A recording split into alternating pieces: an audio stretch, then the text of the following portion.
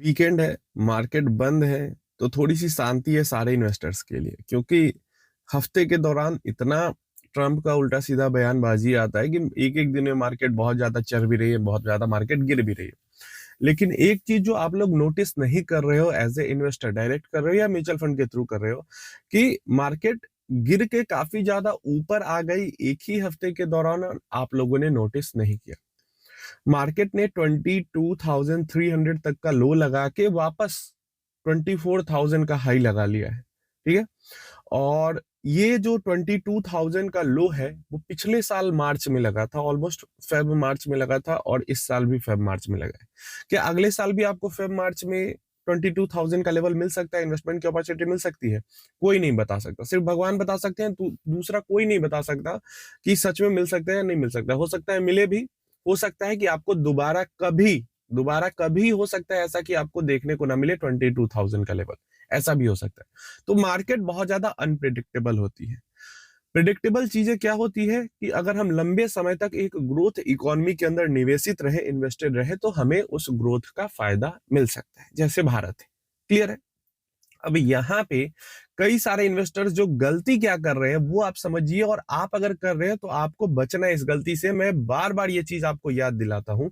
पिछली बार, मतलब छोड़ो कोरोना और रसिया यूक्रेन तो छोड़ दो, पिछली बार जब मार्च 2025 के अंदर में गिरावट हुई और मार्केट जब 22 के पास 22,000 के आसपास आई थी, तो वहां पे काफी सारे इन्वेस्टर्स डर गए और उन्होंने सोचा कि 21,000 जाएगा मार्केट, 18,000 जाएगा एंड देन हम इन्वेस्ट करेंगे, और इस कारण से उन्होंने लमसम इन्वेस्टमेंट नहीं किया।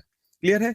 और जब मार्केट अप्रैल के अंदर रिकवर कर गई तो सारे लोग कमेंट कर रहे हैं, मैसेज कर रहे हैं कि अब तो मिस हो गया अपॉर्चुनिटी, अब हम नहीं इन्वेस्ट कर पाए, अब क्या करें, कैसे करें, ये सारी चीजें कमेंट कर रहे थे। अभी भी वही पैटर्न फिर फॉलो होने वाला है, मुझे पता है, क्योंकि ऑलरेडी हाफ रिकवरी तो हो चुकी है। 22,000 जाके मार्केट 24,000 तो आ चुका है। तो ऑलमोस्ट 1700-1800 पॉइंट का जो रैली है वो आप लोग ऑलरेडी मिस कर चुके हो। अगर आप ये सोच रहे थे कि मार्केट 22,000 तक गिरी है, मार्केट 20,000 जाएगी, 18,000 जाएगी, 15,000 जाएगी। क्लियर है? तो ऑलरेडी 1700 पॉइंट मिस कर चुके हो। यहां से आगे अगर वापस चलो, जो ऑल टाइम हाई है 26,000 के ऊपर भी चली जाती है, तो 2,000 पॉइंट और आप मिस कर जाओगे। किस चीज के इंतजार में? 18,000 या 20,000 मार्केट के गिरने के जाने के इंतजार में। एक्चुअल में किसी को नहीं पता। देखो, फिर से मैं कह रहा हूं, किसी को नहीं पता मार्केट ऊपर कहां तक जाएगी, मार्केट नीचे कहां तक जाएगी। हाँ, नीचे जाने के चांसेस कम है क्योंकि हम एक स्टॉक के अंदर में इन्वेस्ट नहीं कर रहे हैं, ये एक इंडेक्स है या एक्टिव पोर्टफोलियो है स्टॉक्स का, तो जीरो नहीं होने के चांस है। ऊपर, क्योंकि लॉन्ग टर्म में हम ग्रोइंग इकोनॉमी के अंदर इन्वेस्ट कर रहे हैं, तो ऊपर जाने के चांसेस ज्यादा है। तो ये दो चीजें एक जो है वो फिक्स है। 100% गारंटी किसी चीज की नहीं होती।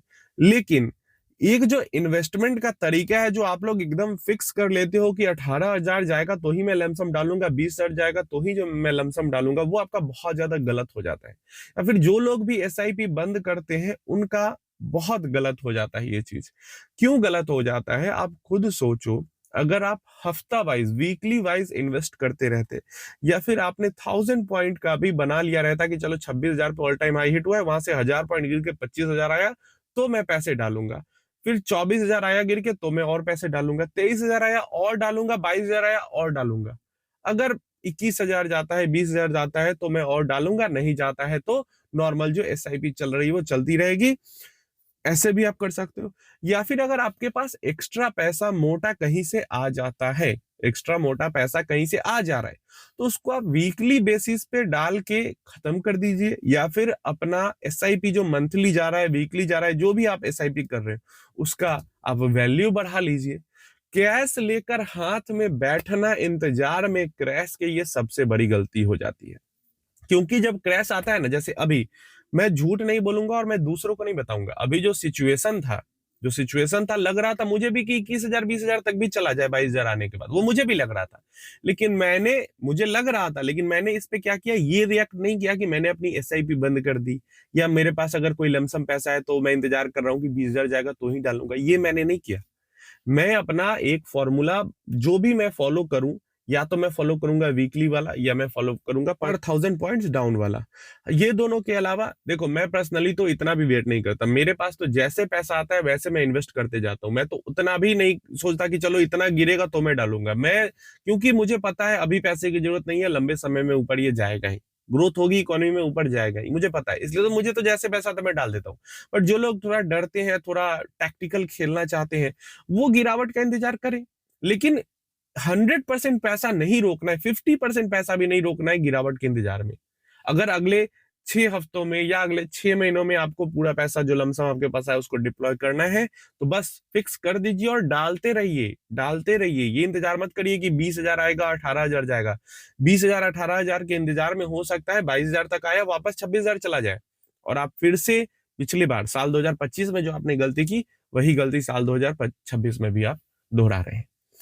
उम्मीद है, मुझे बहुत ज्यादा ये बात पता है कि जो लोग भी ये गलती दोहरा रहे हैं ना 2025 में, 2026 में सेम काम के, 2027 में भी उनको अपॉर्चुनिटी मिलेगी ना, या फिर 2026 में सेकेंड हाफ में फिर से अपॉर्चुनिटी, कुछ बड़ा कांड हो जाता है और फिर से मार्केट गिर के 23,000 22,000 आ जाती है, तो फिर से वो लोग यही सोच के इन्वेस्ट नहीं करेंगे कि 18,000 जाएगा तो इन्वेस्ट करेंगे।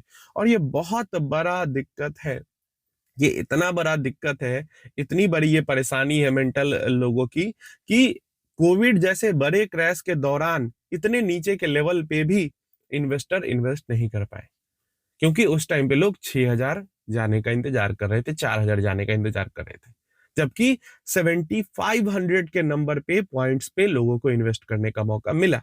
मैंने खुद ने वो 7800 या 700 लो हिट हुआ था निफ्टी, उस दिन भी मैंने, उस टाइम पे एक्सेस स्मॉल कैप था मेरे पास, उस टाइम पे भी मैंने उसमें भी लमसम किया था। तो वही चीज होती है कि आप किस तरीके से क्रैश को आप करते हो यूज। इंतजार करते रहोगे तो आप आगे भी इंतजार करते रह जाओगे। तो इंतजार नहीं करना है, ये सबसे बड़ी मिस्टेक हो जाती है सारे लोगों की। इंतजार करना मतलब इंतजार करते ही रह जाना। और ये हर बार होता है, क्योंकि मैं अब इतनी बार देख चुका हूं, मुझे आइडिया हो चुका है, आपको भी आइडिया हो जाएगा कि गिर रही है, गिर रही है, गिर रही है, गिरते गिरते में इतनी परेशानी है, ऐसा लगेगा कि अब तो खत्म ही है, और फिर अचानक एक हफ्ते एक महीने के अंदर ही रिकवर हो जाएगा पूरा और आपको इन्वेस्ट करने का मौका नहीं मिलेगा। पिछले 7 8 10 साल से यही चीजें हो रही है। 2008 के टाइम पे होता था कि लंबा समय कंसोलिडेट कर रहा है, कर रहा है, कर रहा है, लेकिन पिछले अगर हम 10 15 साल का डेटा देखते हैं, और अगर आप इन्वेस्ट कर रहे हो 5 7 साल से भी, तो आपने इस चीज को अ, महसूस भी किया होगा कि रिकवरी बहुत फास्ट हो जाती है। भले ही कंसोलिडेट हो रिकवर होके, लेकिन रिकवरी फास्ट हो जाती है।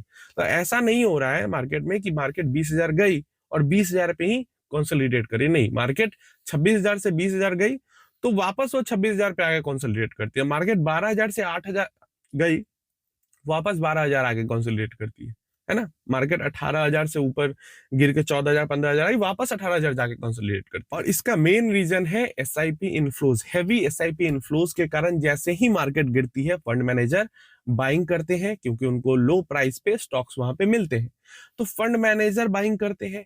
और जो रिटेल इन्वेस्टर म्यूचुअल फंड के अंदर इन्वेस्ट कर रहे हैं, वो भी मार्केट गिरने पे बाइंग करते हैं, और डायरेक्ट इन्वेस्टर है वो तो करते ही करते हैं। तो अभी क्या है, इनफ्लो ज्यादा होने के कारण मार्केट नीचे के लेवल पे ज्यादा टाइम तक नहीं रह पाती है। हाँ, अगर जो म्यूचुअल फंड का इन्फ्लो, जैसे नंबर की बात की मैंने, अगर वो कम रहता तो डेफिनेटली हमें नीचे के लेवल पे ज्यादा टाइम तक कंसोलिडेशन देखने को मिलता। जैसे 2008 वाला जो क्रैश था, वहां पे बिग इशू यही हो गया था कि रिटेलर्स मार्केट से भाग गए थे। और अगर मार्केट क्रैश, इतना हैवी क्रैश ही इसीलिए क्योंकि रिटेलर्स भागे। अभी के टाइम पे भी अगर रिटेलर्स पैसा डालने के बजाय निकालना शुरू कर दे, तो मार्केट नीचे जाना शुरू कर देगी, और वो वापस पैसा न डाले तो मार्केट रिकवर कैसे हो। जितना समय लगेगा वापस रिटेलर्स को आने में, उतना मार्केट खींचेगा ही टाइम। तो यही चीज है। तो अभी अगर आपके फेवर में काम सब कुछ कर रहा है, तो आपको भी उसका फायदा उठाना चाहिए।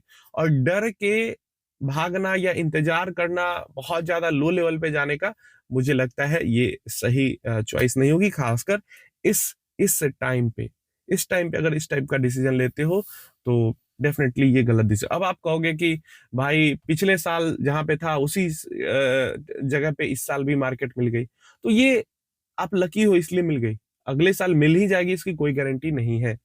और जिसने पिछले साल इन्वेस्ट किया, वापस 26,000 जाके मार्केट 22,000 पे आई है। तो 22 से 26 का रिटर्न उसने एंजॉय किया है और फिर 22,000 से 24,000 आ चुकी है, फिर 26,000 चली भी जाएगी। तो आपको पता भी नहीं चलेगा कब मार्केट ऊपर नीचे कर जाएगी। तो इन्वेस्टेड रहना या इन्वेस्टमेंट करना बेटर डिसीजन है, और साइड लाइन पे खड़े होकर इंतजार करते रहना कैश पॉकेट में रख के, तो आप अपने वेल्थ का डिस्ट्रक्शन खुद से कर रहे हो इन माय ओपिनियन। आप अपनी राय नीचे कमेंट बॉक्स में इन सारी चीजों के बारे में दे सकते हैं।